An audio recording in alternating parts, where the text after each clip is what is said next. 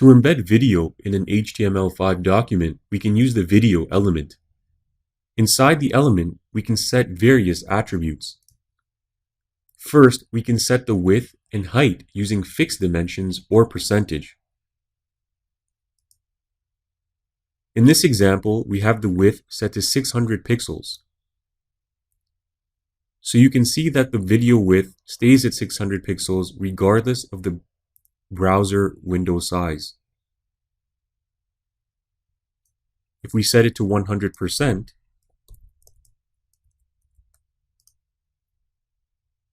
the video will take up the full content area of the web browser.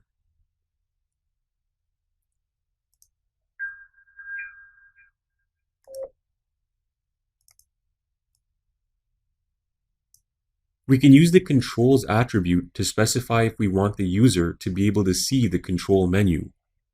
This includes the play button, the progress bar, the volume and full screen controller.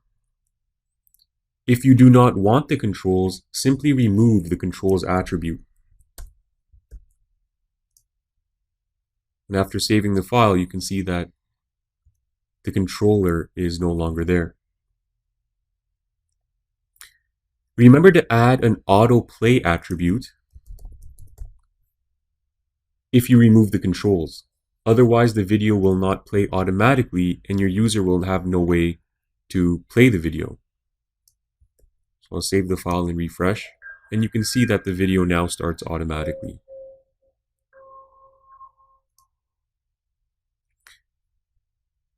The autoplay attribute does not work in mobile devices like iPads and iPhones, so that is something to keep in mind.